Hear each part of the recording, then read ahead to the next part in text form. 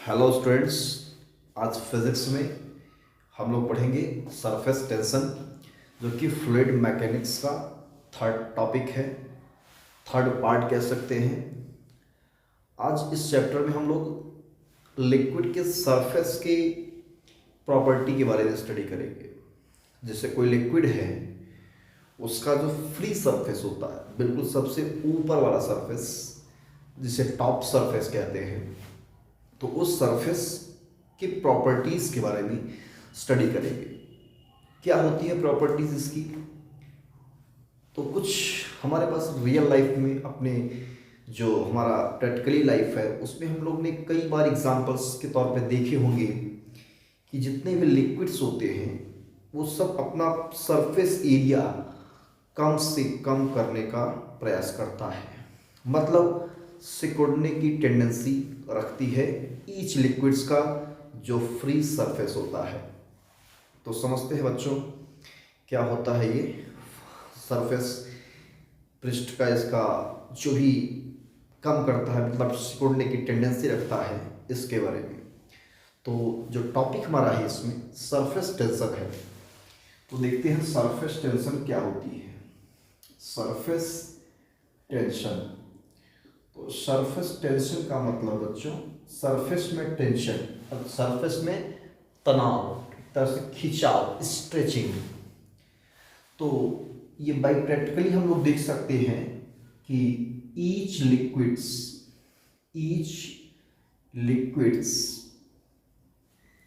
Behaves, या कह सकते हैं surface of, free surface of each liquids behaves like a stretched membranes। ठीक है बच्चों, behaves like a stretched membrane, एक तनी हुई झिल्ली, जैसे कोई पॉलीथीन होती खींचो स्ट्रेच करके, उसी की तरह ये बिहेव करती है इसका फ्री सरफेस। तो ऐसा क्यों होता है बच्चों? तो इसको हम लोग समझते हैं इंट्रामॉलिक्यूलर के बेस पर। क्या होता है इंटरमॉलिक्यूलर फोर्स? आइए जानते हैं इंटरमॉलिक्यूलर फोर्स क्या होता है।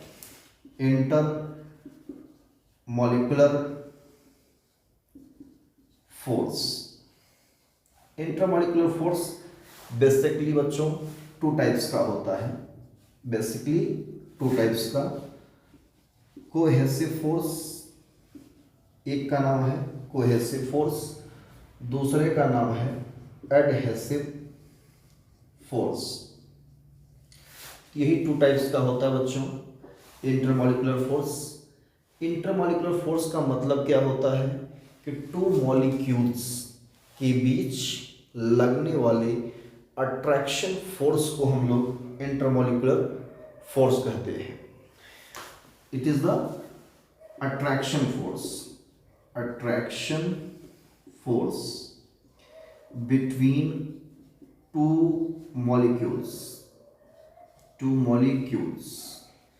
ये हम लोग जान चुके हैं कि ये यूनिवर्स वेरी स्मॉल पार्टिकल से मिलकर बना हुआ है, जिसे हम लोग मॉलिक्यूल्स कहते हैं। और ईच मॉलिक्यूल्स के बीच में एक अट्रैक्शन फोर्स होता है। अट्रैक्शन ये नेचुरली है, एक मॉलिक्यूल दूसरे मॉलिक्यूल को अट्रैक्ट करता है। इसी अट्रैक्शन फोर्स को हम लोग इंटरमॉलिक्यूलर फोर्स कहते हैं। और ये टू टाइप्स का होता है, एक होता है कोहेसिव फोर्स और दूसरा होता है एडहेसिव फोर्स। कोहेसिव फोर्स क्या होता है? ये भी अट्रैक्शन फोर्स है और ये भी अट्रैक्शन फोर्स है। कोहेसिव फोर्स लगता है between two molecules of same material। ये लगता है between two molecules of different material और सब्सटेंस भी कह सकते हैं इसको, सब्सटेंस। टू मॉलिक्यूल्स के बीच लगता है सेम मटेरियल्स हो, मतलब जैसे अगर ये प्लास्टिक, सपोज दैट ये प्लास्टिक है, तो प्लास्टिक के मॉलिक्यूल्स के बीच जो अट्रैक्शन फोर्स होता है उसे हम कोहेसिव फोर्स कह सकते हैं। कोई लिक्विड है, लिक्विड से यहाँ पे इंक है, इसमें इंक भरा हुआ है, तो केवल और सिर्फ इंक के मॉलिक्यूल्स के बीच जो अट्रैक्शन फोर्स होता है उसे हम लोग कोहेसिव फोर्स कह सकते हैं। वाटर है तो वाटर के मॉलिक्यूल्स के बीच जो अट्रैक्शन फोर्स होता है उसे कोहेसिव फोर्स कह सकते हैं। और एडहेसिव फोर्स क्या होती है? डिफरेंट मटेरियल का मतलब डिफरेंट सब्सटेंस, ये भी कह सकते हैं। जैसे एग्जांपल में यहाँ आपके सामने बोर्ड है, इस बोर्ड और जो इंक मैंने लिखा है यहाँ पे, जिस इंक का यूज किया है, उस इंक और बोर्ड के मॉलिक्यूल्स के बीच क्या लगा है? Attraction force. इसी वजह से ये जो हम लिख रहे हैं यहाँ पे, ये जो मैंने लिखा है यहाँ पे, ये अट्रैक्शन फोर्स की वजह से लिखा गया है। अगर ये अट्रैक्शन फोर्स ना होता तो हम इसको लिख ना पाते और कोई भी चीज़ आप भी ना लिख पाते, चाहे वो पेपर पे आप लिखिए। तो यहाँ पे डिफरेंट मटेरियल्स के बीच में क्या है? एडहेसिव फोर्स वर्क करता है। ठीक है, तो ये बहुत ही इंपॉर्टेंट है कि इंटरमॉलिक्यूलर फोर्स क्या होता है, सरफेस टेंशन को अगर समझना है तो। क्योंकि सरफेस टेंशन का जो डिफिनीशन है वो हम लोग टू बेसिस पढ़ते हैं, इसको हम टू बेसिस पर स्टडी करते हैं। एक है on the basis of cohesive force, cohesive force के बेस पर हम इसको डिफाइन कर सकते हैं। और दूसरा on the basis of surface energy के बेस पर हम इसको डिफाइन कर सकते हैं। तो ठीक है, यहां तक आप लोग इसको नोट करें, फिर इसके आगे हम लोग डिस्कस करते हैं।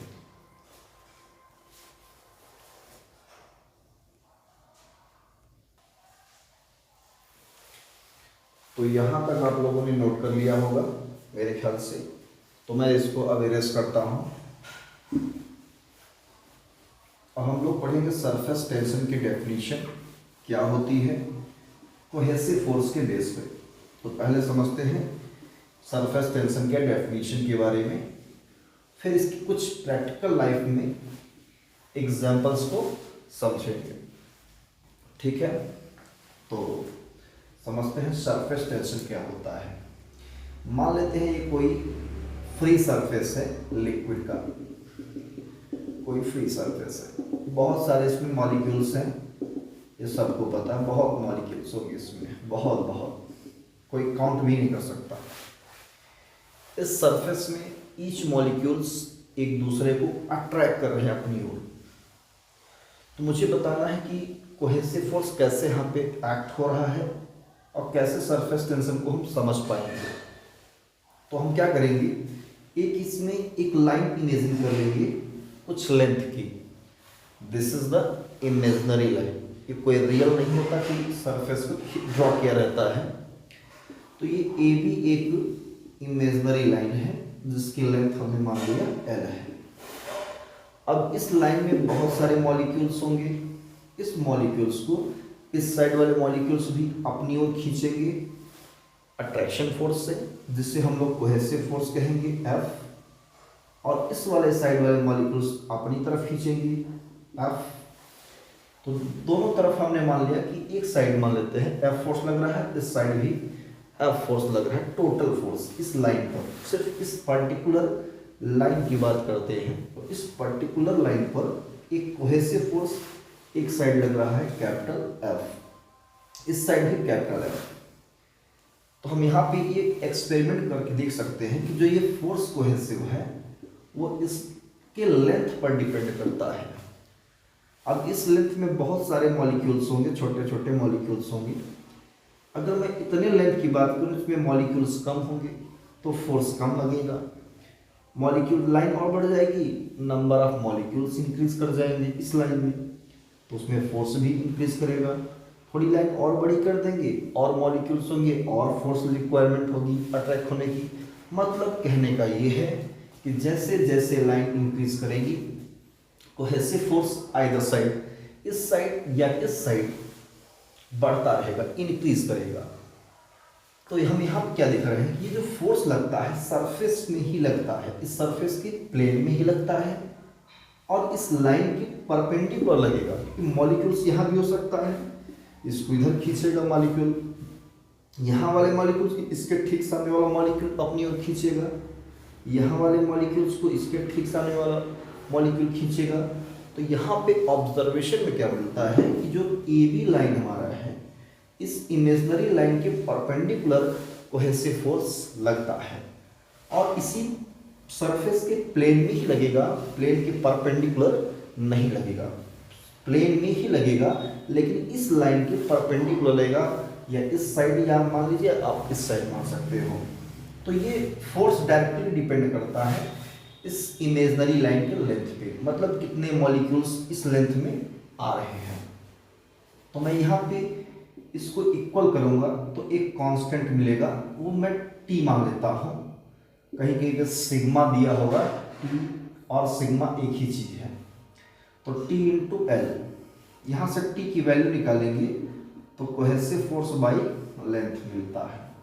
यहाँ टी क्या है बच्चों, सरफेस टेंशन है, सरफेस टेंशन जो इस लाइन पर क्रिएट हुआ है, ठीक है।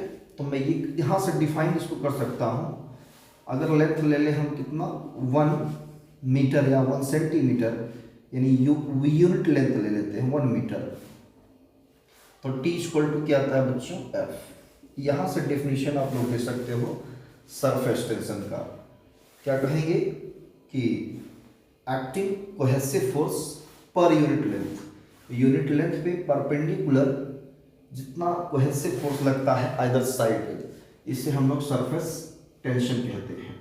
This is the surface tension, T equal to F by L. यहाँ से इसकी एसआई यूनिट लिखना चाहेंगे बच्चों, एसआई यूनिट ऑफ टी, तो ये हो जाएगा इसका न्यूटन, इसका मीटर, तो newton per metre, this is the unit of surface tension, ठीक है। तो सरफेस टेंशन ये परपेंडिकुलर फोर्स एक्ट हो रहा है इस इमेजिनरी लाइन के, और इस सरफेस फिल्म जो सरफेस है वो लिक्विड का इसी के प्लेन में, मतलब प्लेन ऐसे नहीं लगेगा, ऐसे ही लगेगा, प्लेन में लगेगा फोर्स, ठीक है। तो ये फोर्स क्या है, एक तरह से फोर्स ही टेंशन है, लेकिन यूनिट लेंथ पे कितना अप्लाई कर रहा है ये हमारा सरफेस टेंशन को रिप्रेजेंट करता है। अब बात करते हैं सरफेस टेंशन किस पर डिपेंड करता है। तो surface tension T depends on the liquid के नेचर, या नेचर कह सकते हैं, नेचर ऑफ लिक्विड पर डिपेंड करता है और टेम्परेचर पर डिपेंड करता है, टेम्परेचर इस पर डिपेंड करता है। ये कैसे, अगर मैं किसी लिक्विड का टेम्परेचर राइज कर दूं, इंक्रीज कर दूं, तो सरफेस टेंशन इसका डिक्रीज हो जाता है, सरफेस टेंशन डिक्रीज हो जाएगा। और अगर टेम्परेचर इसका डाउन हो जाए, फॉल कर दिया, कम कर दिया जाए टेम्परेचर, तो सरफेस टेंशन इंक्रीज कर जाता है। ऐसा कुछ इसमें हम डिपेंडेंस बाय ऑब्जर्वेशन देखा जा चुका है, और ये सरफेस टेंशन कोहेसिव फोर्स के बेस पर इसका डेफिनेशन इससे हम लोग एक्सप्लेन करते हैं। तो यही है सरफेस टेंशन, और हमारे रियल लाइफ में सरफेस टेंशन की बहुत सारे एग्जांपल देखने को मिलते हैं।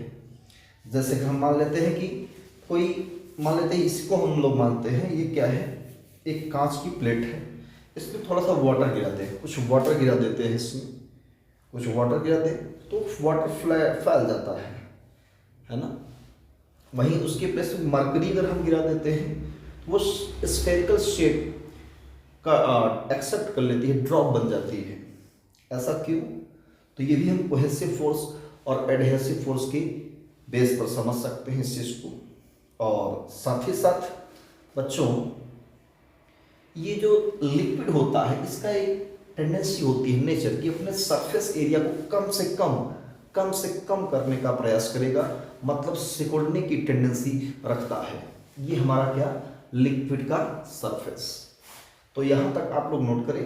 फिर इसके आगे हम लाप्लास के करेक्शन, लाप्लास के अकॉर्डिंग सरफेस टेंशन का एक्सप्लेनेशन करेंगे मॉलिक्यूलर रेंज के बेस पर। किस बेस पर, मॉलिक्यूलर रेंज।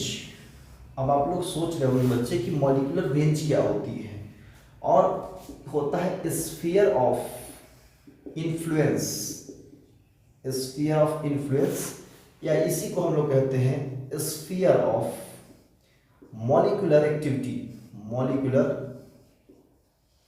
एक्टिविटी। तो यहां तक आप लोग नोट करें, फिर इसके बाद डिस्कस करते हैं कि क्या होता है मॉलिक्यूलर रेंज। नोट करें यहां तक।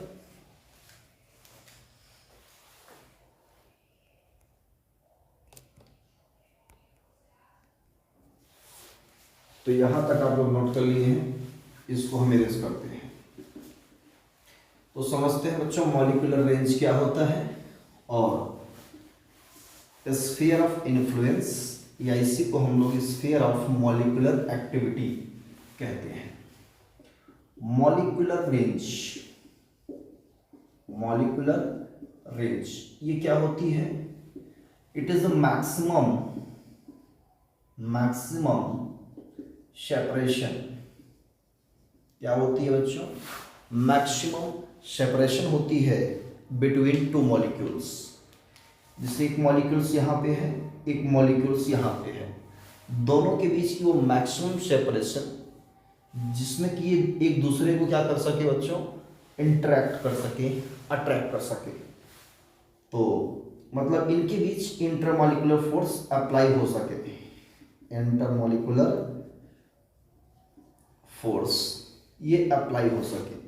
तो ये रेंज मैक्सिमम होती है, और कितना होता है, ये ऑब्जर्वेशन से निकाला गया 10⁻⁹ मीटर का सेपरेशन होता है, 10⁻⁹ मीटर सेपरेशन होती है। इसी मैक्सिमम डिस्टेंस को हम लोग मॉलिक्यूलर रेंज कहते हैं, मॉलिक्यूलर रेंज कहते हैं, यही मैक्सिमम डिस्टेंस। और किसी मॉलिक्यूल्स को हम सेंटर मान लें, ये मान लेते हैं कोई मॉलिक्यूल है, इसको मैंने सेंटर मान लिया है, और इतना मीटर रेडियस लेकर एक स्फीयर इसके चारों तरफ ड्रॉ कर दिया। एक स्फीयर समझते हैं ना बच्चों, पॉइंट चारों तरफ स्फीयर क्लोज कर दिया। तो इसके मैंने चारों तरफ 10⁻⁹ मीटर का रेडियस का, 10⁻⁹ मीटर रेडियस का एक स्फीयर ड्रॉ कर दिया। अब मैं कह सकता हूं इस स्फीयर के अंदर कोई भी, मतलब इससे कम डिस्टेंस होगी, 10⁻⁻, -11, -12, इससे कम डिस्टेंस, तो जो भी मॉलिक्यूल्स आएंगे इसके अंदर, सभी मॉलिक्यूल्स को ये मॉलिक्यूल अट्रैक्ट कर सकता है, या वो मॉलिक्यूल्स इसको अपनी ओर खींच सकते हैं, अट्रैक्ट कर सकते हैं। तो हम कह सकते हैं कि यहाँ तक कोई भी अगर मॉलिक्यूल्स रहेगा इस रेंज तक में, ये सभी मॉलिक्यूल्स के बीच में क्या लगेगा, इंट्रामॉलिक्यूलर फोर्स, अट्रैक्शन फोर्स लगेगा। तो हम इस स्फीयर को कह सकते हैं क्या, स्फीयर ऑफ इन्फ्लुएंस। ठीक है, यही है स्फीयर ऑफ इन्फ्लुएंस। कह सकते हैं कि मॉलिक्यूलर रेंज की रेडियस का स्फीयर अगर हम ड्रॉ कर दें किसी मॉलिक्यूल को सेंटर मानते हुए, किसी मॉलिक्यूल को सेंटर मानते हुए 10⁻⁹ मीटर, 10⁻⁹ मीटर रेडियस का एक स्फीयर ड्रॉ कर दिया जाए, तो उस स्फीयर को हम लोग क्या कहते हैं, स्फीयर ऑफ इन्फ्लुएंस, या इसी को स्फीयर ऑफ मॉलिक्यूलर एक्टिविटी कहते हैं। ठीक है, तो ये है सरफेस टेंशन हम लोग डिस्कस कर रहे हैं। तो आज हम लाप्लास के अकॉर्डिंग कोहेसिव फोर्स के बेस पर सरफेस टेंशन का एक्सप्लेनेशन मैं करने जा रहा हूं, उसको समझिए कैसे होता है इसका एक्सप्लेनेशन, लाप्लास ने कैसे किया कोहेसिव फोर्स के बेस पर। तो जरा समझिए, ये आप लोग अपने दिमाग में बैठा लीजिए कि कोई भी लिक्विड अपने सरफेस एरिया को कम से कम करना चाहता है, मतलब सिकुड़ने की टेंडेंसी रखता है। ऐसा ऑब्जर्वेशन से देखा जा चुका है। कई प्रैक्टिकल्स आपके सामने भी मैं दिखाने जा रहा हूँ। जैसे कहीं कोई फ्रेम है मेरे पास, मान लेते हैं कि कोई फ्रेम है। इस फ्रेम में मैंने एक एकदम ढीला, बिल्कुल फ्लेक्सिबल एक थ्रेड को मैंने ऐसे बांध दिया है इस एंड से, और इस फिल्म को, इस फ्रेम को मैंने एक सोप लिक्विड में डुबो दिया। सोप मतलब एक साबुन का घोल है, उसमें मैंने इसको डुबो दिया, और जब इसको बाहर निकालते हैं तो इसमें एक फिल्म बन जाती है, सोप फिल्म। ये पूरा कवर कर लेता है सोप फिल्म। ठीक है, ये भी थ्रेड से बना हुआ ढीला है मगर, ठीक है। ऐसे मैंने इसे सोप फिल्म बन गया। ये क्या बन गई? Soap film. अब सोप फिल्म बन गया। अब क्या करेंगे, एक पतली सी सुई से ऐसे होल कर देंगे। एक पतली सुई लेंगे, ऐसे होल कर देंगे, तो देखते हैं क्या, कुछ इस टाइप हो जाता है। यही हमारा फ्रेम है, सब कुछ वही है। ये हमारा जो थ्रेड था कुछ ऐसा हो जाता है। ये फिल्म हमारा देखो ऐसे हो जाता है। यहाँ पे कोई फिल्म नहीं होती, फिल्म गायब हो जाती है यहाँ से, सोप की कोई फिल्म नहीं होती। तो मैं कह सकता हूँ कि पहले सरफेस एरिया देखो यहाँ पे ज़्यादा था, ज़्यादा है। जैसे ही यहाँ पे होल किया, फिल्म गायब होकर के ये क्या करी, अपने सरफेस एरिया को धीरे धीरे कम की। तो कम करने से क्या होगा, इस पर एक फोर्स अप्लाई होगा, ये सब स्ट्रेच होकर के जितना खींच सका लिक्विड, ये फिल्म, इसका मतलब लिक्विड सरफेस, जितना इसको अट्रैक्ट करना था, अट्रैक्ट करके ये स्फीयर फॉर्म दे दी। मतलब इसका इस लिक्विड सरफेस ने अपना सरफेस एरिया देखो कम कर लिया। तो मतलब सिकुड़ने की टेंडेंसी रखती है, एक ऐसा ऑब्जर्वेशन में मिला हुआ है। तो ये एक्सपेरिमेंट करके देखा जा चुका है कि टेंडेंसी है सरफेस एरिया को कम से कम करने की। ठीक है, तो आइए समझते हैं। तो ये एक ऑब्जर्वेशन है। ऐसे ही आप लोग एग्जाम अब देखेंगे, और भी एग्जाम्पल, जैसे निडल है, सुई। आप जानते हो सुई को ऐसे गिरा तो डूब जाती है ना। किसी सुई को ऐसे गिरा दिया जाए किसी लिक्विड में तो डूब जाती है। लेकिन अगर हम सुई को कुछ इस तरह से, कुछ ऐसे धीरे से, बहुत आहिस्ते से, आसानी, बहुत इजी तरीके, स्लोली लिक्विड के सरफेस पे रख दें, धीरे से, किसी भी तरह की प्रोसेस से, तो वो देखने क्या मिलता है कि लिक्विड, जैसे मान लो ये क्या है, लिक्विड है, कोई निडल हमने रख दिया ऐसे, है ना, तो ये सरफेस पे क्या करती रहती है, फ्लोट करती रहती है, डूबती नहीं है। तो यहाँ पर अब ये मत समझिए कि यहाँ पे बोयांट फोर्स लग रहा है, थ्रस्ट लग रहा है, आर्किमिडीज प्रिंसिपल फॉलो कर रहा है, ऐसा कुछ नहीं है। यहाँ पर सिर्फ और सिर्फ टेंशन वर्क कर रहा है। जैसे मान लेते हैं एक सोखता है, और मैंने इसको सोखते पर क्या किया है, एक नीडल रख दिया है ऐसे, तो सोखता धीरे धीरे जो है लिक्विड में पानी पाकर सोख लेगा, धीरे धीरे धीरे बैठेगा नीचे की ओर, और ये नीडल जो है धीरे धीरे लिक्विड पर आ जाती है, और यह फ्लोट करती रहती है। तो फ्लोट करने का मतलब है कि इस पर दो फोर्स लगते हैं। जैसे मान लीजिए सरफेस बिल्कुल है ऐसे, ये आगे सोखता पे रखा हुआ है, तो एक इधर फोर्स लगेगा, एक इधर फोर्स लगेगा इस पे, और इन दोनों का वर्टिकल कंपोनेंट किधर होगा, ऊपर होगा। अगर मैं कहूँ हॉरिजॉन्टल इधर हो जाएगा, हॉरिजॉन्टल इधर हो जाएगा कंपोनेंट, तो वर्टिकल किधर होगा, इधर होगा। इस वर्टिकल कंपोनेंट मतलब एक तरह से टेंशन जिसे बोलते हैं, उस टेंशन के कारण क्या होगा, ये फ्लोट करती रहेगी। निडल जो सुई होती है वो फ्लोट करती रहेगी। आप लोग इसको ऑब्जर्वेशन में देख भी सकते हैं। ठीक है, तो ऐसे बहुत सारे एग्जांपल्स हैं। जैसे कपूर भी होता है, कपूर का फ्री सरफेस पे भी छोड़ दिया जाए तो डांसिंग करने लगता है ना। फ्री सरफेस पे धीरे से छोड़ दिया कपूर को तो भी डांसिंग करने लगता है। क्यों? वहाँ पे बोयांट अप थ्रस्ट का कोई रोल नहीं होता, सिर्फ और सिर्फ है उसका टेंशन, उसकी ऊपरी सरफेस टेंशन रहता है, टेंशन लगा होता है मॉलिक्यूल्स के बीच में। उस टेंशन की वजह से इस पर क्या होता है, एक upward net resultant upward force act होता है। ठीक है, यही अपवर्ड फोर्स के कारण ये फ्लोट करते रहते हैं। किसी भी बारिश जब होती है तो बारिश की बूंदें क्या होती है, स्फेरिकल ड्रॉप में आ जाती हैं। इसका क्या कारण है कि वो अपने सरफेस एरिया को कम से कम करना चाहती हैं, है ना। तो ये सब सारी चीज़ें आपको हमको देखने को मिलती है ऑब्जर्वेशन में कि सरफेस एरिया कम से कम करना चाहती है कोई भी लिक्विड होती है। ये इसकी सरफेस की कहानी है, सरफेस की प्रॉपर्टी है।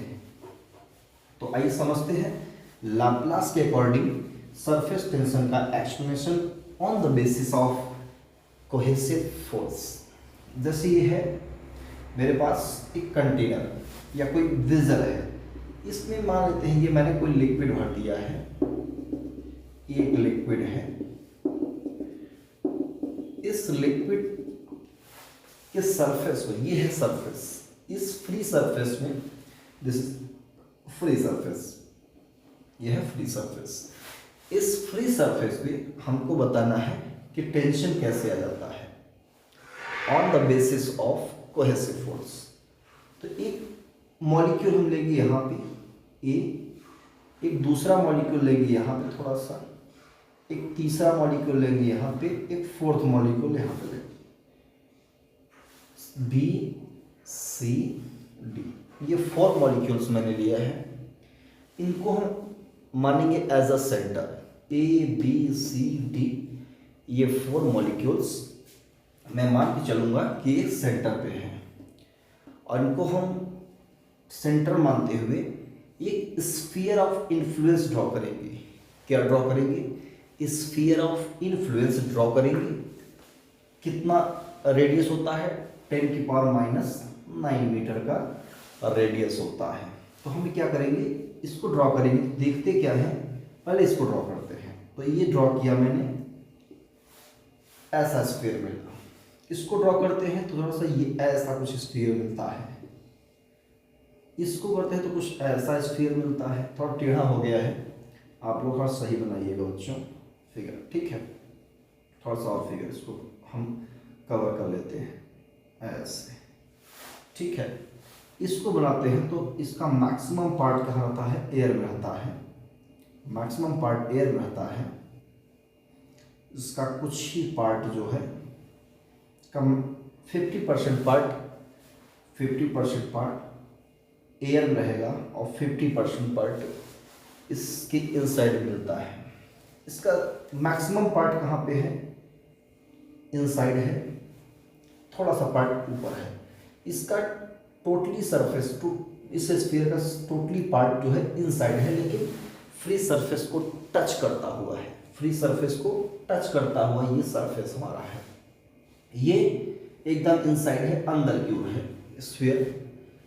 यहाँ क्या देखते हैं हम लोग कि इस मॉलिक्यूल्स को इसके नीचे इधर वाले मॉलिक्यूल्स अपनी ओर खींचेंगे, इधर वाले मॉलिक्यूल्स इधर खींचेंगे, इस साइड वाले मॉलिक्यूल्स इधर खींचेंगे, इस साइड वाले मॉलिक्यूल्स इधर अट्रैक्ट करेंगे। सभी एक दो इसको क्या करेंगे? अट्रैक्ट करेंगे। तो रिजल्ट अगर इसका देखते हैं तो नेट फोर्स इस पर 0 होता है। नेट फोर्स क्या रहेगा?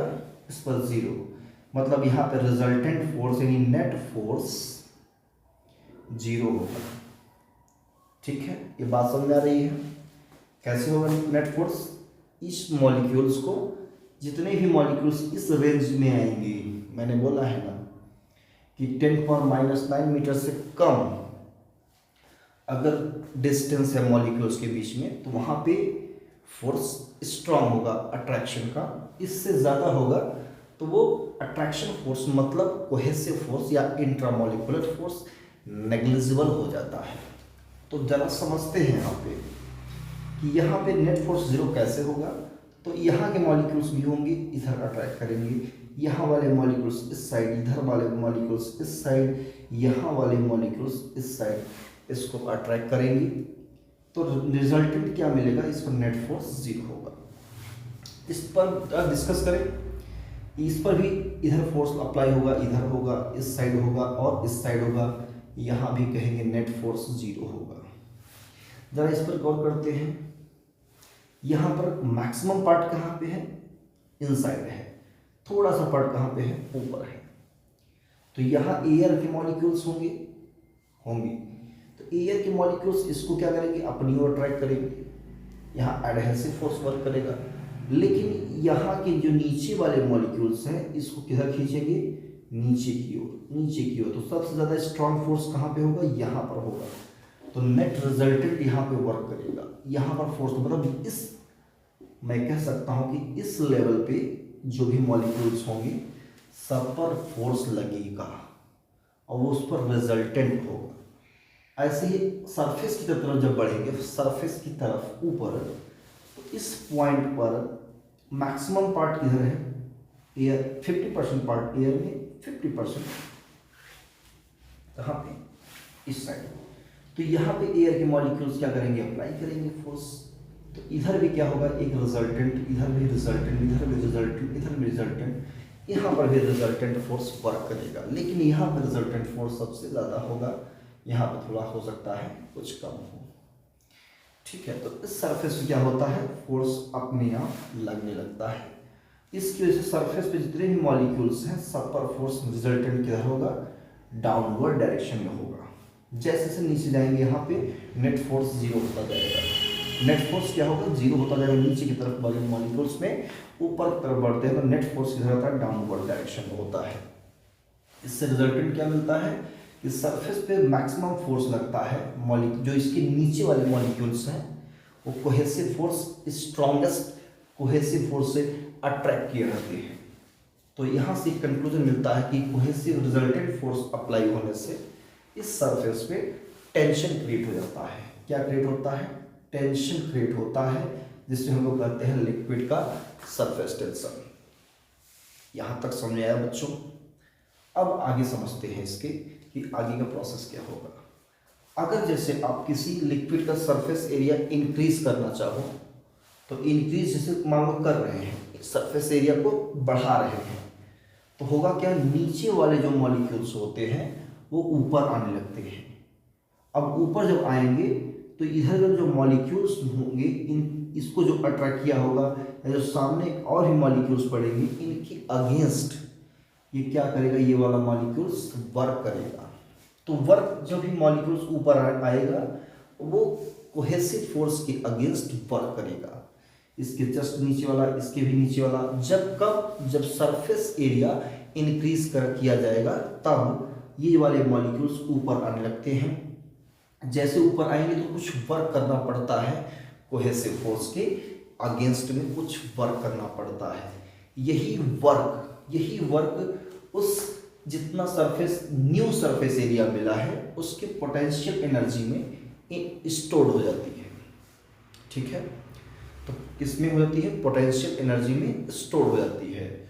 तो पोटेंशियल एनर्जी को हम लोग क्या कह सकते हैं, यहाँ पे सरफेस एनर्जी कह सकते हैं। तो कोई पूछे सरफेस एनर्जी क्या होगी, सरफेस एनर्जी, तो increase in surface area, increase in surface area, ठीक है ना, सॉरी थोड़ा सा मिस्टेक हो रहा है, इंक्रीज नहीं, यहाँ लिखेंगे जितना वर्क हुआ। भाई किसी मॉलिक्यूल्स को ऊपर आने में क्या होगा, वर्क होगा। तो जब इंक्रीज करेगा सरफेस एरिया, इंक्रीज करने में जो वर्क हुआ वो वर्क, तो increase work done in increase surface area upon area से क्या करेंगे, हम डिवाइड कर देंगे। जितना सरफेस एरिया रहेगा उससे डिवाइड कर देंगे जितना वर्क डन हुआ उसमें। तो वर्क डन अगर मैं यूनिट एरिया ले लूँ तो work done per unit area क्या हो जाएगा, सरफेस एनर्जी हो जाएगी। यही सरफेस एनर्जी का फार्मूला बन जाता है। मतलब इसको मैं कहूँ वर्क कितना हुआ डेल्टा डब्ल्यू, और एरिया कितना हुआ, इंक्रीज इन एरिया, इंक्रीज कह देते हैं, इंक्रीज इन एरिया कितना, डेल्टा ए। तो जितना एरिया में इंक्रीज हुआ, भाई सरफेस एरिया इंक्रीज करेंगे तो वर्क होगा, तो जितना वर्क हुआ इंक्रीज करने में अपॉन इंक्रीज इन एरिया से डिवाइड कर देंगे, तो सरफेस एनर्जी उस मिल जाएगी लिक्विड सरफेस की। ठीक है, तो यहाँ तक इस बात को नोट कर लें, सरफेस एनर्जी।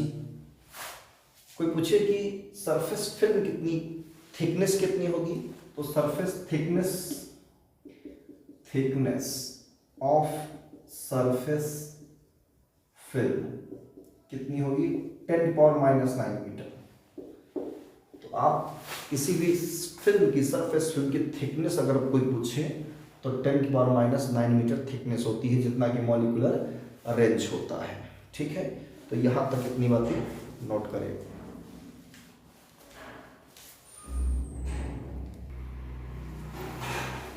तो फिर आप समझते हैं कि कितना वर्क डन होगा इंक्रीज करने में सरफेस एरिया किसी भी लिक्विड सरफेस का।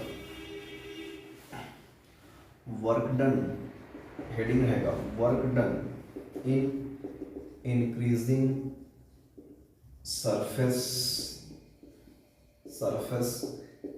Area. Work done in increasing surface area of liquid surface लिख लीजिएगा। तो समझते हैं, ये एक मेरे पास कोई वायर है जिसमें इसमें कोई फिल्म बनी हुई है। इस मुड़े हुए वायर में एक मैंने स्लाइडिंग फ्रिक्शनलेस PQ वायर लगा दिया है, जिसकी लेंथ कितनी है? स्मॉल l है। लेंथ कितनी है? स्मॉल l है। अब मैं इस फिल्म का एरिया मुझे पता है, अब इसका एरिया मुझे इंक्रीज करना है। एरिया मुझे मालूम है, लेकिन मुझे इसका एरिया इंक्रीज करना है। तो इंक्रीज करने में कितना वर्क होगा, तो ज़रा समझते हैं। तो मान लीजिए इसको मैंने फोर्स अप्लाई किया F, और इसको मैंने इंक्रीज किया कहाँ तक? यहाँ तक, RS तक मैंने इंक्रीज किया। डेल्टा X डिस्प्लेसमेंट किया मैंने इसकी। कितना डिस्प्लेसमेंट? डेल्टा X डिस्प्लेसमेंट मैंने किया। तो इस वायर को मुझे PQ वायर को इक्विलिब्रियम में रखने के लिए हमें हमने जो फोर्स लगाया है F, ये एक्सटर्नल फोर्स है, ये फोर्स डायरेक्टली डिपेंड होगा सरफेस का। ये फिल्म इस साइड फ्री सरफेस है और उस साइड भी फ्री सरफेस है। तो इस फिल्म के दो फ्री सरफेस। तो जो F होगा, मैंने बताया था इमेजनरी लाइन की लेंथ पर डिपेंड करता है टेंशन। तो यहाँ भी जो फोर्स है, इसके फ्री सरफेस का जो लेंथ है, एक लेंथ L, उस साइड भी जो L है वो 2L, इस पर डायरेक्टली डिपेंड करेगा इसको इक्विलिब्रियम में रखने के लिए। तो इसे हम इक्वल करेंगे तो एक कांस्टेंट लेंगे T2L, इतना फोर्स अप्लाई होगा। Where T is the tension नहीं, सरफेस टेंशन ऑफ फिल्म। ये एक सोप की फिल्म है,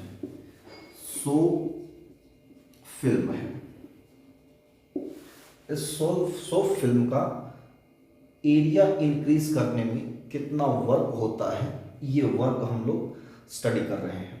तो work done in increasing surface area. तो जो अप्लाइड फोर्स होगा, फ्री सरफेस के इस फिल्म के दो फ्री सरफेस हैं, एक ये है, एक उस साइड है। इसकी लेंथ कितनी है? L है, उस साइड भी लेंथ L है, तो 2L लेंथ इंक्रीज कर रहा है। तो जो फोर्स होगा इस लेंथ पे डिपेंड करेगा डायरेक्टली। इक्वल करेंगे तो एक कांस्टेंट लेंगे T इंटू 2L। भाई जितना ज़्यादा ये लेंथ होगा उतना ज़्यादा फोर्स लगाना पड़ेगा। 2L जितना ज़्यादा होगा, ये फिल्म की लेंथ जितनी ज़्यादा होगी उतना ही हमको फोर्स लगाना पड़ेगा इस वायर को इक्विलिब्रियम में रखने के लिए। तो वर्क कितना होगा ये समझते हैं। तो वर्क इक्वल टू होता है फोर्स इनटू डिस्प्लेसमेंट।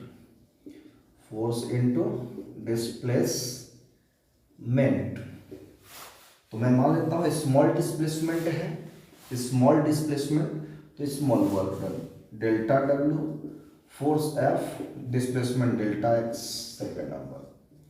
इस F की वैल्यू यहाँ पुट करेंगे तो first and second, delta W equal to T into 2L into delta X, equation number third.